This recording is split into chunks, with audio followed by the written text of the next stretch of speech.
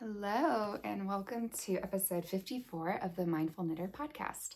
My name is Claire, and I'm going to be talking to you guys today about kind of the usual with works in progress and upcoming projects. But I'm also going to be sharing something a little bit different with you. I'm also talking about mindfulness a little bit more today since there seems to be a big interest in that. So thank you guys so much for all of your really lovely comments on the last video and sharing that interest with me so that I know I can share the mindfulness things with you. But the other thing that's kind of different today is I'm going to be sharing a bit about a clothing shopping haul that happened this week.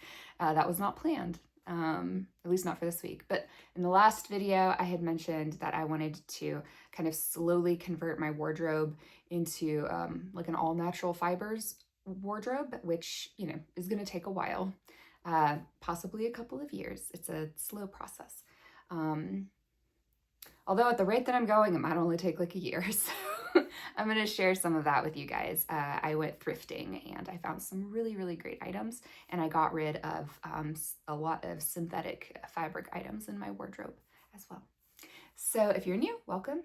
If you are returning, welcome back. If you want to connect with me or if you want to connect with me on social media, I'm on Instagram as the.mindfulknitter. And if you want to know any information about the yarn, patterns, projects, etc., all that information, including social media information, everything's down in the description below the video. So we'll go ahead and get started today. First, I will share what I am wearing. It is actually really warm. What I did was I opened up this window, the curtains of this window, and I think it just, because the natural light is really nice in here, I think, for the video, but it makes it really, really hot. So this was really comfortable all morning, just kind of throughout the house, but now it's really warm. So this is the Dive Tee by We Are Knitters. I don't actually know. It was so long ago that I purchased the pattern and the kit that I don't know if you can purchase just patterns from We Are Knitters or if you always have to get the kit from them. But I did knit the kit originally in the Dive Tee. I have the hiccups, I'm so sorry. And it was in like a beautiful like coppery orange cotton. This is knit in a merino wool. It's like a DK weight kind of pattern, and you could see there are all of these really fun little textural details within it. This is a 1x1 rib. This is like a, well, I don't want to like give away the pattern, like how you do all of this stuff. But I would say like, adventurous, beginner friendly. Yeah, I would say like adventurous, beginner friendly. So, maybe this wouldn't be your very first project, although it could be. There's no reason why it shouldn't be. But like once you get the gist of knits and purls, and you can read a pattern and you can figure out like based on their key what different things may mean, and you can watch YouTube tutorials if you don't know what something is. Like there's no reason why an adventurous beginner can't knit this. I knit this in, again, it's merino wool for this one, and I want to say that the yarn I used for it was from Oink Fiber Arts, I think, and I feel like the colorway was like Magicarp. I feel like it was a water Pokemon and it was a fish. So I feel like this was Magicarp, but don't quote me. So I did kind of do less speckles at the top, and then it fades into more at the bottom. And then I was running out of yarn, so I used like just a Malabrigo Rios. I don't know what this colorway is. Out of my stash to do the hem. So this was such a great knit. I've actually knit this pattern I think 3 different times because I love it so much. But this is my only wool version of this top, and the sleeves are a little big on this one, but I don't feel like a mind. It makes like a nice almost flutter sleeve kind of effect. So that's what I'm wearing today. My work in progress, I just have one work in progress. It is still my meditation shawl. This is the Simple Lines by Maanel. Maanel? I don't know if I'm saying the name right, but the information's down below so you can see the spelling. I think it's Maanel. It is a free pattern on Ravelry. This is using fingering weight yarn. Kind of my main color for this is by Artemis Yarns, who is I think Parisian dyer. I think she is in Paris. I know she's a French dyer. And I am on the lace border now. Again, this I think is a fairly good pattern for an adventurous beginner. Here she is. The cream colored pieces are just mini skeins from Stash. That was a strange noise. Interesting. Sorry, I just heard like this very weird noise. Like, it sounded like it was in the wall, and it sounded like it was like a bunch of dirt or mud or something just like falling inside the wall. Is that bad? Okay, I'm gonna continue on, and after I'm done filming, I might check that out to see what's going on. Or I'll ask the man of the house if he knows what's going on, because I don't know what that could be. In a house I lived in several years ago, we found out that we had bees in our wall, and because we kept hearing this like this almost like scratching sound in the wall, and then like bees kept coming in like through the fireplace, and we thought that there was just like a beehive like in the chimney, so we called someone to try to clear them out, and it turns out there was a giant bee colony inside the walls, and the scratching was them like grooming their hive. So we had them safely transferred out, because they were honeybees. So yeah, we had them safely extricated. So that the bees were safe and we were safe. But that was a wild experience. This sounded different though, so I don't know what this is. Back to knitting.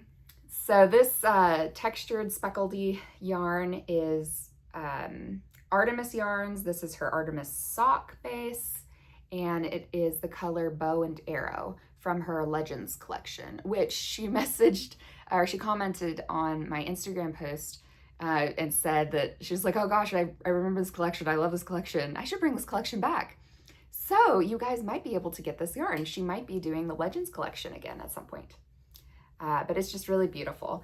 And I had some Surrey alpaca in my stash, which I used when I was this ball was starting to get a little small. So I started doing the garter stripes in my fuzzy Surrey alpaca. And then I did an eyelet row in the fuzzy Surrey alpaca. And then I've switched back to a different cream mini for the lace border. And I did print out the pattern for the lace border, which probably wasn't necessary because like now as I'm doing it, it is repetitive enough that it well, no, actually I'm glad that I did it. The reason I did it is because I normally read patterns off my phone, but for lace, unless it's a very, very simple lace that I just memorize very easily, and some rows, you know, are more easily memorizable than others. Most of the time for lace patterns or color work, I print it off because on my phone, the screen turns off every few seconds. So I don't want to constantly be trying to get my screen to turn back on. So things I actually need to look at the pattern pretty consistently for, I print the pattern off. So she does have the written for this and the chart for the lace. So it makes a lovely little like, I think like leaf motif for the lace. And I just think she's coming along beautifully. We are, yeah, almost done. I've got, I think, 14 rows. I think maybe 16 rows if we count the bind off. Yeah, so this is coming along lovely. And this is my meditation shawl. It's been like I said last time, just like a really wonderful, mindful knit. I listen to a lot of like Dharma talks while I'm knitting it, if I'm not, you know, sitting in silence. And then sometimes there's a hair right in my face. That's very annoying. I'm gonna get it to go back there. That's what happens when you have bangs. Sometimes like the longer guys get caught in the bangs and wants to be right in my face. What was I talking about?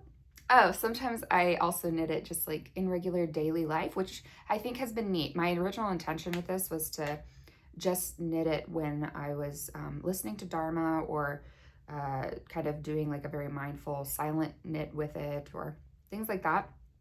But knitting in the car or knitting when I'm around, our kid or things like that, it's proved really nice because when like stuff is happening in life or if something mildly irritating happens or, whatever, I've kind of noticed that I am just like real chill about it.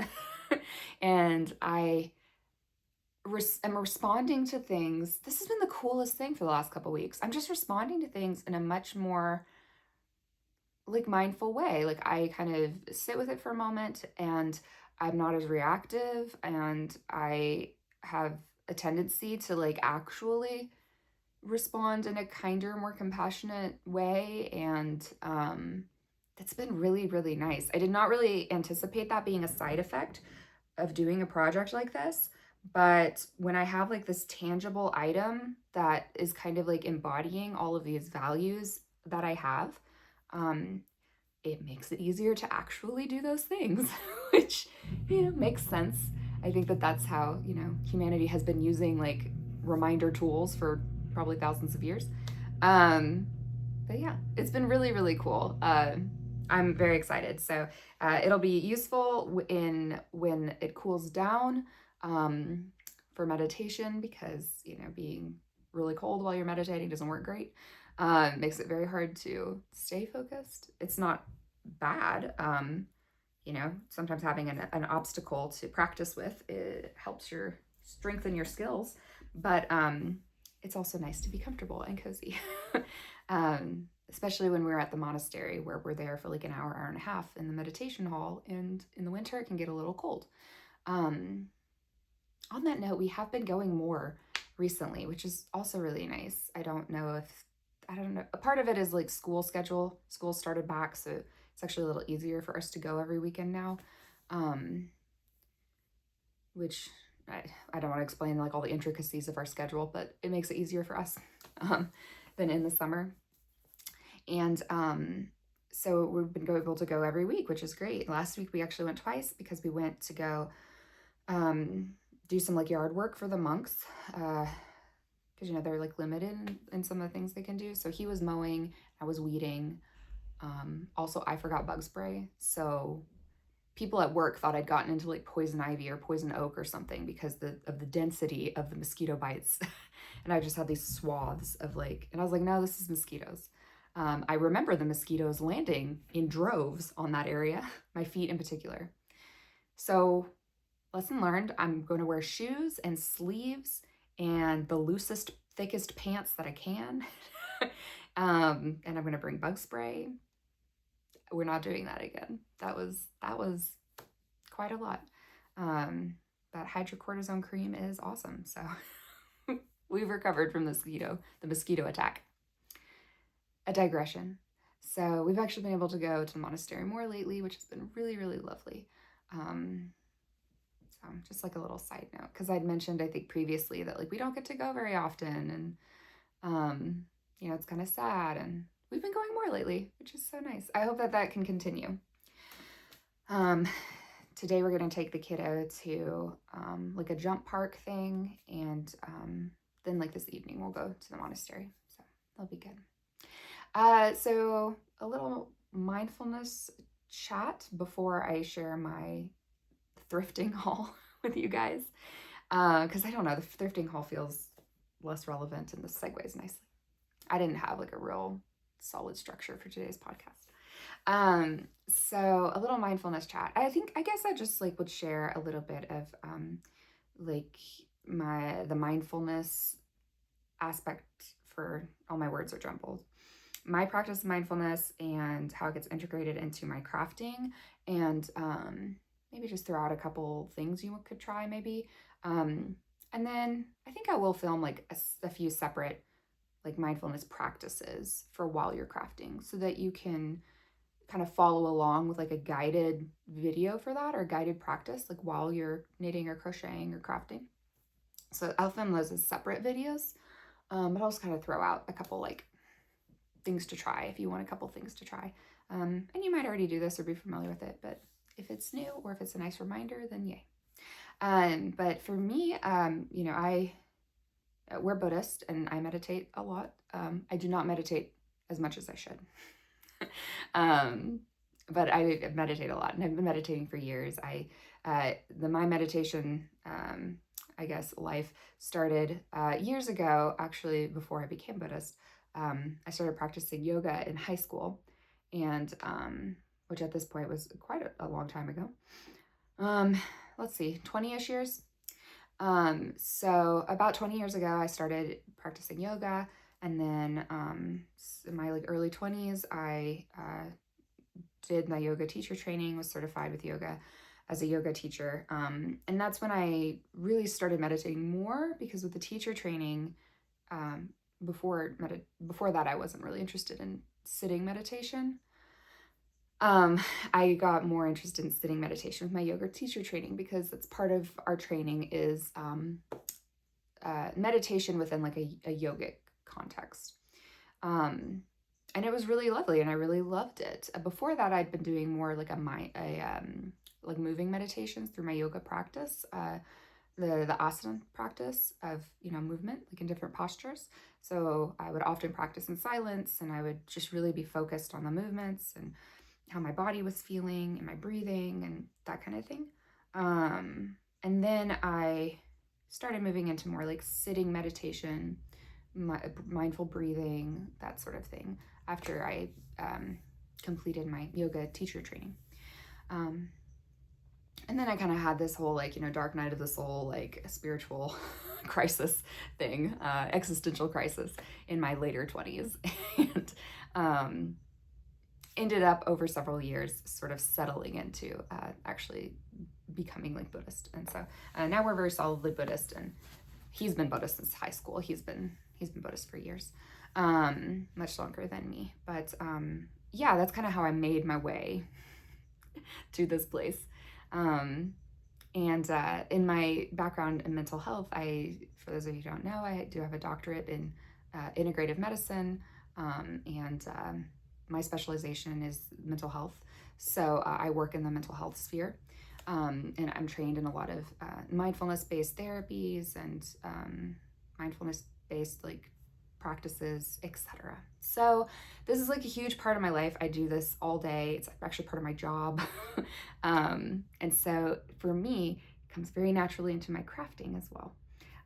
So when I'm doing my crafting, a lot of times I do like to knit or crochet or spin in silence, because I really want to be fully present with what I'm doing. For those of you who don't know, a very quick definition of like what is mindfulness. It is, I think Jon Kabat-Zinn says it really, really well, but I never get his quote exactly right. But basically, it's paying attention in the present moment fully, without attachment or judgment, and it's paying attention on purpose. So you're trying to like fully be present and pay attention to exactly what's happening on at this moment. And you're doing this with intentionally, like you're focusing your attention on it. You're not just, happen to be paying attention. Like it's a decision that you make. I'm going to be paying attention fully right now, and without attachment or judgment. So I'm not labeling things as like good or bad, or and I'm not like, attaching to something like, oh, this is so good and I want it to stay, or oh, this is so unpleasant and I want it to go away. You're just like observing. A lot of times I think of it as like trying to be it's like a scientist collecting data. Like you're just observing, and you're not really doing anything with it. You're just observing it. So that can be useful in a wide range of areas in life. It has so many applications. But with crafting, I think that it really lets us fully absorb the wonderfulness of the craft. It has these great side effects too of letting our brain be just a little quieter than usual. It doesn't totally shut the brain off. Like, we don't really want to shut the brain off. It's supposed to be doing work and doing things. It's designed to do that. The mind wanders, we have thoughts, we get distracted. And that just happens. That's what brains do. So this gives us the opportunity to like really just like pull it back. When it wanders off, we just notice that and we pull it back. And so it just quiets it down. We're not silencing the brain, we're just getting it a little quieter. And then we get to really focus on and absorb and enjoy the texture of the project, or the texture or temperature of our needles or our hooks, the sound that it's making. A lot of people really love that sound of like clicking needles, or of the sound of like the yarn brushing across the surface of the metal of your hook, or like those are great sounds, and a lot of us crafters, like, we love that. The colors, the texture as it's like forming in front of you, even if you're just doing a garter stitch, or like a just standard like stockinette stitch, like that texture and that pattern, it's just so good. If there's something kind of unpleasant, like just kind of sitting with it, instead of it just grating, just sitting with it. And one of my meditation teachers, mindfulness and meditation teachers, she taught one of my courses in my doctoral program, which was a mindfulness course. She said a lot, like just saying like, oh, that's interesting. Like just noticing it and being like, oh, that's interesting. So it's not good or it's bad. It's just basically like noteworthy. Like I'm taking note of it, and all of life can be interesting.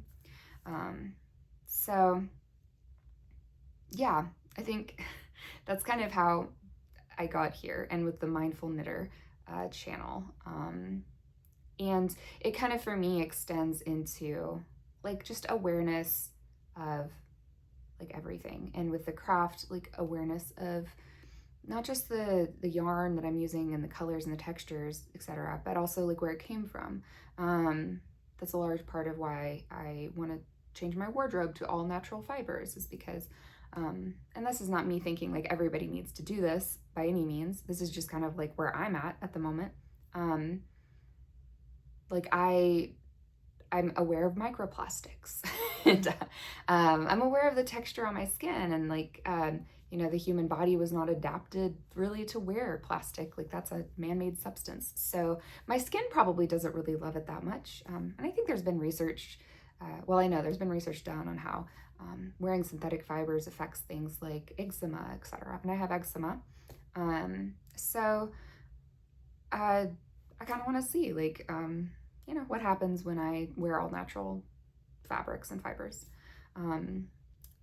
For my knitting and my crocheting and my crafting, I think about, the impact on like the earth and my environment and my community, by what fibers I buy, what fibers I'm working with. I think about the animals that they came from, and I really am wanting those animals to be like happy and well taken care of. So the mindfulness extends, and that happens when the more you practice it, and the more like aware of things you are, the more insight that you have. Kind of the goal with mindfulness practice a lot of times is to become kinder, more compassionate, theoretically more wise. So hopefully that's happening, but I guess time will tell. So yeah, if you are crafting and want to try out the mindfulness thing, I would say like maybe doing it quietly and really paying attention to all 5 senses. Maybe not taste, unless you're drinking something nice or having a nice snack. You can notice taste as well, but focusing on the 5 senses, like what does my project look like, the colors, the textures, like how does the light hit it at these different angles, my tools, like noticing everything about them, that's sight, so touch, all of the textures that I can feel of my tools, of my project, of my yarn, sound, listening to the sound of the project, and then noticing just the sounds around you as well. If you have on music or a TV or something, you can notice that. But if you're doing it quietly, you can pick up little house sounds or maybe sounds outside your house or your apartment or wherever you are. If you're doing this in the library, you can maybe hear library sounds. So sight, sound, touch, smell. You can sniff your yarn. That's nice.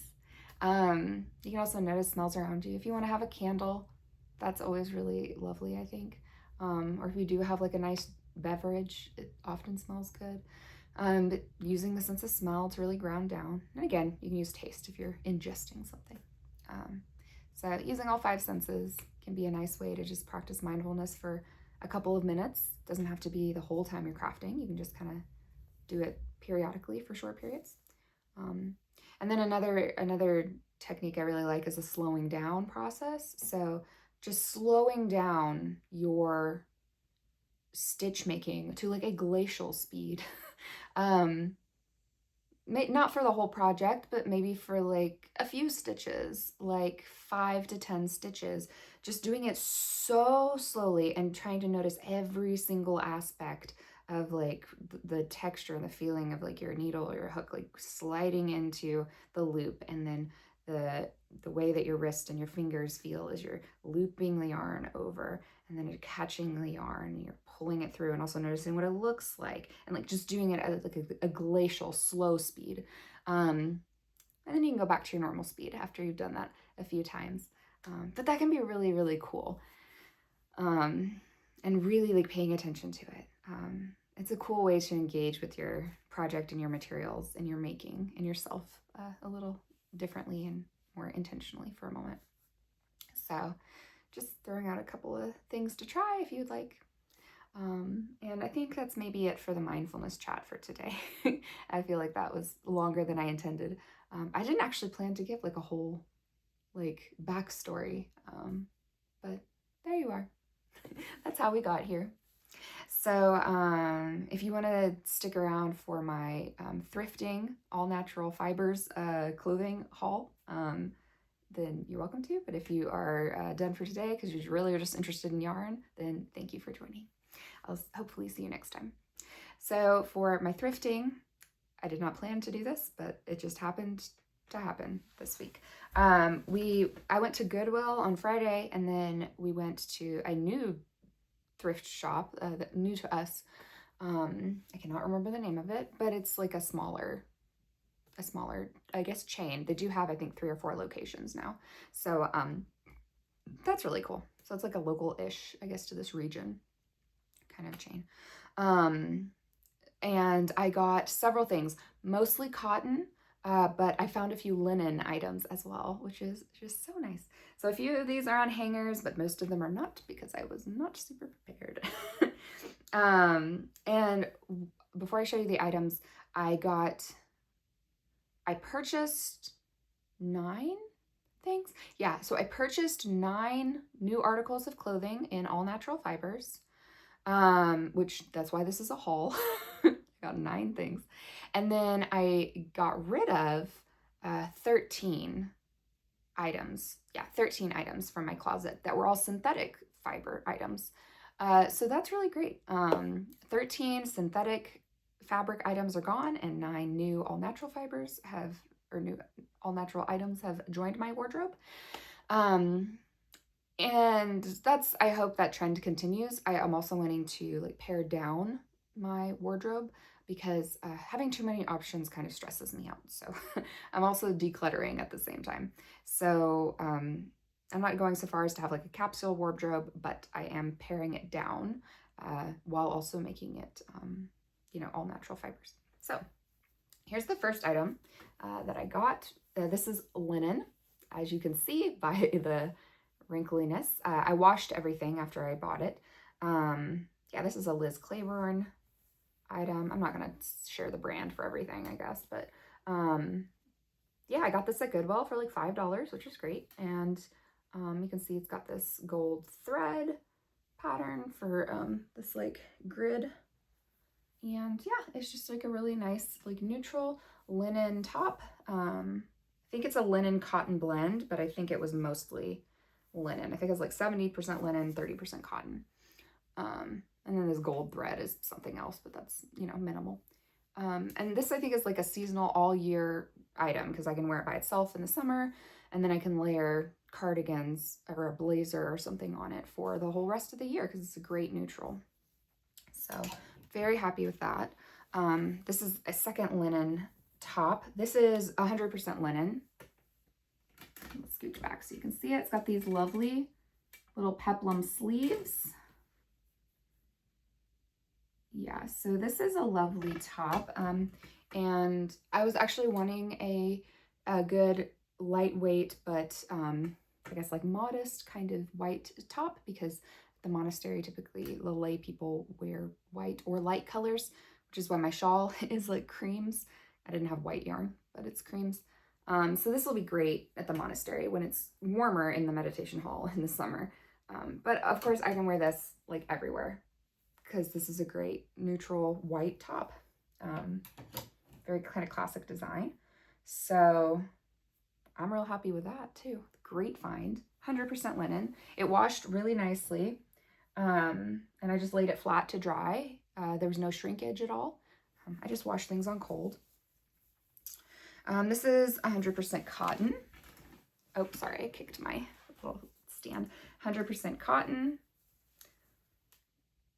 Almost a maxi dress. I'd say this is more like a midi dress, and it's actually still slightly damp, so I'm gonna hang this back up when we're done. But yeah, 100% cotton, fully lined.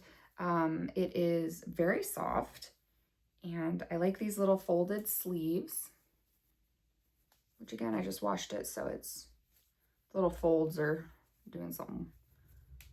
Okay, there we go. I got it. So yeah, it has these little like folded sleeves. Yeah, I like this. Very versatile. Of course, you could put a cute belt with it. You could wear a cute sweater with it. You can accessorize that in a million different ways. So that's a great find.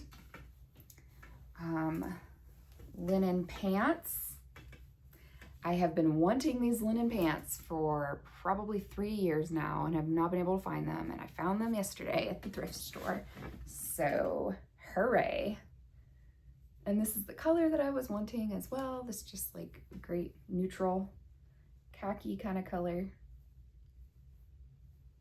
So nice. Again, like all these items washed great. For my linen, when I would take it out of the wash, I just like kind of like snap it a couple times to get all the fibers to kind of lay flat again, and that gets the wrinkles out a lot. And then I either hang it or I lay it flat to dry. And my linen tends to do well with that. So excellent linen pants. And then a couple more things. I don't think I have one of the items in here. Okay, this is the Comfort Colors brand. So this is the 100% cotton t-shirts. Okay, a lot of these are still damp, so I'm gonna hang them back up. I do love Taylor Swift, so, and I love this album. So this is a great little cropped t-shirt. I'm excited about that. I really like it. This was a blend. This is a cotton blend. I can't remember what it's blended with, but I have been, and this might get replaced at some point because it's not 100% a natural fiber, but it is mostly cotton.